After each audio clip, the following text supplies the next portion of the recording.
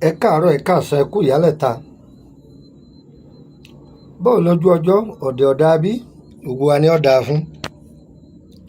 Yáyẹ wa kò ní yí ẹ lẹ́ o. Orúkọ mi ni Lukman ọmọ Ayédáre bàbá ọgbọ́n ọmọ ọ̀dọ̀ àgbà. Ọyẹ wá nǹkan fìdílé tàbí kẹ fìdílé nǹkan. Ẹ jẹ́ akọ́ra wa ní sáyẹ́ǹsì. Bóyìnbó bá ní tẹkinọ́lọ́jì tiẹ̀, àwọn bàbá wa náà ní tẹkinọ́lọ́jì tiwọn. Ẹ jẹ́ akọ́ra wa ní tẹkinọ́lọ́jì Yorùbá. Ẹ jókòó. Mo ti sọ̀rọ̀ fún wa nípa ọsàn wẹ́wẹ́. A tẹ̀síwájú jọjọ lórí ẹ̀. Ẹ wò mí. Àìsàn tí ń gbowó dànù lọ́wọ́ àwọn ẹlòmíì kò tó nǹkan. Àìlákàkún sì ń fi ìyà jẹ wọ́n. Ìgbà tí ẹ bá ti lè fè bójú tí ẹ farabalẹ̀, ìbò náà padà máa fọ̀hún náà ń gbọ́ ọba yá. I can you there and but in the ta ló bí ní gírámà. Àwọn bàbá wa ní àìmọye nǹkan tó yẹ kẹ́ fojú sí ẹ̀ ní fojú sí. Ẹ já kó lórí ẹ̀ ọsàn wẹ́wẹ́. Nǹkan àǹfààní rẹ̀ bí méjì fún wa lálẹ́ yìí. Àwọn ibà tí máa ń múni pàápàá ká sọ pé typhoid tàbí kójú ẹni ó máa sú kára ó máa jáni jẹ láì nídìí. Ọsàn wẹ́wẹ́ afẹ́fẹ́ dá wa lọ́kàn lórí ẹ̀. Ọyẹ ìjòkó sẹpẹ́. Orúkọ mi ni Lukman ọmọ Ayédáre bàbá ọgbọ́n ọmọ ọ̀dọ̀ àgbà. Tẹ́nìkan bá ní bàbá ọgbọ́n lòun tẹ́ ẹ bá ti gbọ́ Lukman ọmọ Ayédáre kì í ṣèmi. Ọyẹ ẹja máa bọ́rọ̀ bọ̀. Ibà, èyíkéyìí ibà. Sẹ́rí ewé ọsàn wẹ́wẹ́ yìí ẹja ẹjẹ́ ọ̀pọ̀. Tútù rẹ̀ ẹja ẹjẹ́ ọ̀pọ̀. Kódà bẹ́ẹ̀ bá rí àwọn èyí tí ò tí ì gbó rẹ̀ gan ẹ lè já pọ̀ mọ́.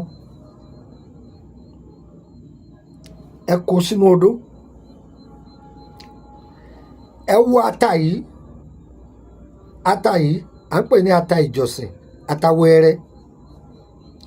Ẹ má ra tọ̀dọ̀ àwọn Haúsá yẹn ti Yorùbá òríjínà gidi òun tí ta dáadáa òun ní kẹ́ra. Ẹlòmíì lè bèrè pé ṣé gbígbẹ ni àbí tútù. Sátìrà kan bẹ́ẹ̀ dà á sí. Ẹlòmíì lè bèrè pé ṣé pípa ni àbí dúdú. Èyí ọba rí dà á sí. Àlùbọ́sà eléwé kọ́pọ̀ díẹ̀ dà á sí. Èpo mọ́ngà, èpo igi mọ́ngà. Ẹ mọ̀ ohun tí ń jẹ́ mọ́ngà táwọn Faransé máa ń pè ní mọ́ngà. Máńgò ní ń jẹ́ bẹ́ẹ̀. Ẹ pàpò máńgò tútù ẹ kó sí. Ẹ ti kó sí. Ewé dóngóyárò. Ewé dóngóyárò tútù ẹ dà á sí. Ògúndé. Ọyẹ ẹ̀gún. Ẹ máa ta lódó kà kò. Ẹ ti gún. Ó ti kúnná. Ọyẹ sa sí bòjì. Bòjì là á sa sínú ilé. Ẹ bá ti nà á kalẹ̀ ọpẹ́ jùjọ́ kejì yóò ti gbẹ. Ọyẹ ìdíjọ́ kejì ẹ lè gbé fún ẹ̀rọ kọba yín lọ. Ẹ̀rọ wọ́n lè lọ tẹ́ sọ di powder. Ẹ̀yin aráàlú èbó ẹ mú lọ́wọ́. Ẹ̀yin aráàlú èbó mú lọ́wọ́. Ará Àbújá ṣe é sọ́wọ́. Ará Abidjan Côte d'Ivoire ṣe é sọ́wọ́. Ghana ṣe é sọ́wọ́. London ṣe é sọ́wọ́. Canada ṣe é sọ́wọ́. Ògùn rèé. Máa bù sínú ògì gbígbóná. Kọ́ máa gba alura. Cha. Ara ń jáni jẹni. Kìnnì kan rìn inú ara ni. Òtútù máa mú mi lálẹ́. Màá wá gbọ̀n báyìí. Ibà náà da. Ọmọ ìyá mi ògùn rèé. Pàápàá jùlọ wọ̀tọ̀ bá ní táífọ́ọ̀dù lára.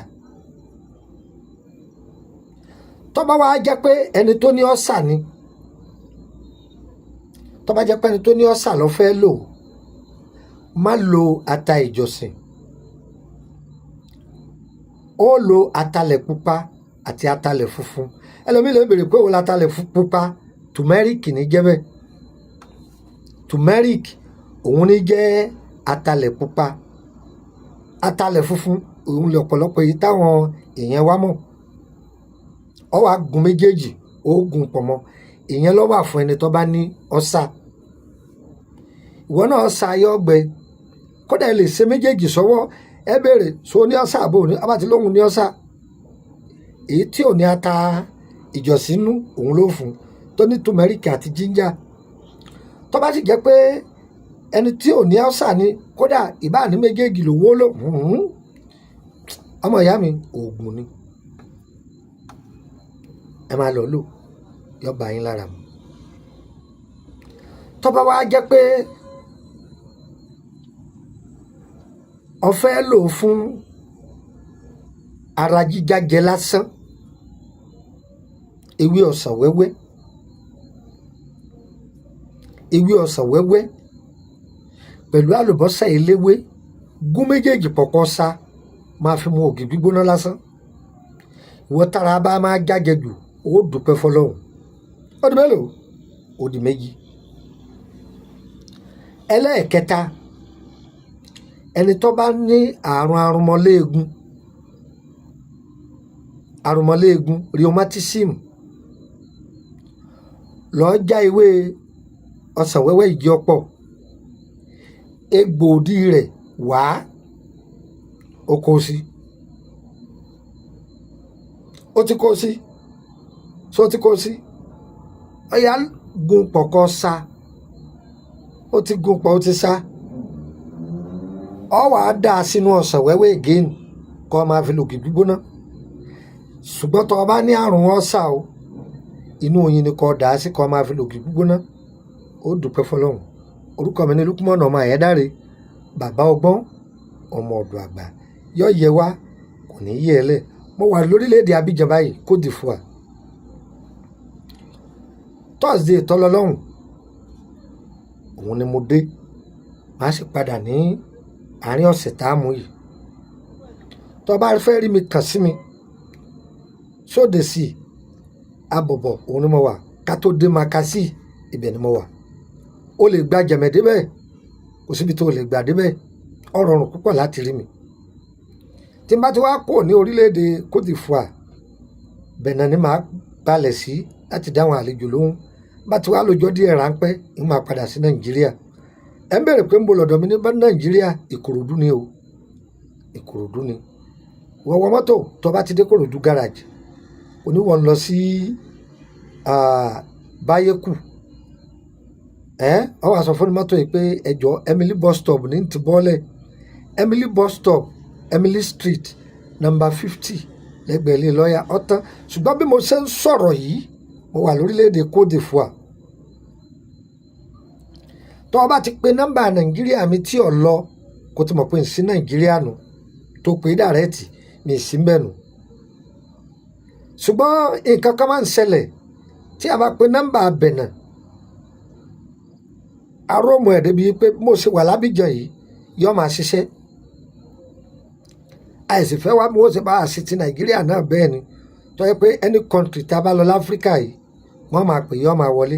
Tí Benin ì máa ń ṣiṣẹ́, tí n bá wà lábìjàn ì máa ń ṣiṣẹ́. Kódà kí n wà ní Ghana, a máa ṣiṣẹ́.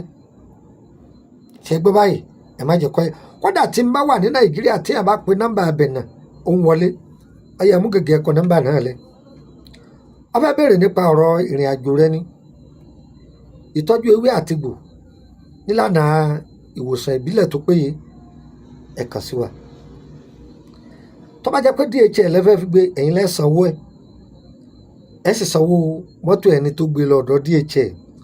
Tó bá jẹ́ pé mọ́tò lẹ fẹ́ fi gbé, a bá yín fi gbé. A bá yín gbé fún mọ́tò, wọ́n bá yín gbé. Ṣé mọ̀ pé mo là á báyìí? Gbogbo àwọn ètò wa tá a ti ṣe sílẹ̀ láti bí ọdún méjì. Àwọn live fídíò mi tọ́pọ̀lọpọ̀ ń gbọ́ sẹ́yìn tẹ́lẹ̀ bí àtọ́dún mẹ́wàá sẹ́yìn, ọlọ́dún 5. Kó tó di pé àwọn èèyàn tó sọ fún tá à ń tún ṣe ọ́díò fídíò.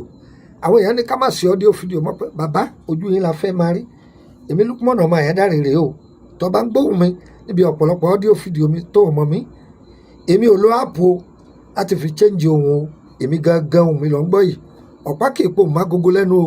ohun tí ń bẹ lẹ́nu bàbá mi òun ní ń bẹ ní ẹnu mi o ojúlówó ọmọ Ìṣẹ́yìn ni mí o agboolé alùbàtà kò sì jẹnu tọ́ ọyà mú báírò +234 80 3298 3298 +234 80 3298 3298 gbàkásí +234 81 33 155 111 +234 81 33 155 111 your phone number abẹnakasi +229 54 65 1928 bolo 29 náà nọ́mbà mi kejì ni méjèèjì ọlọ ẹyọ kan ni mò ń fi ilẹ̀ bẹ́ẹ̀ nígbà jẹ́ pé nọ́mbà yẹn tó tẹ̀léra wọn ni +229 54 65 1928 bó sì kọ 1929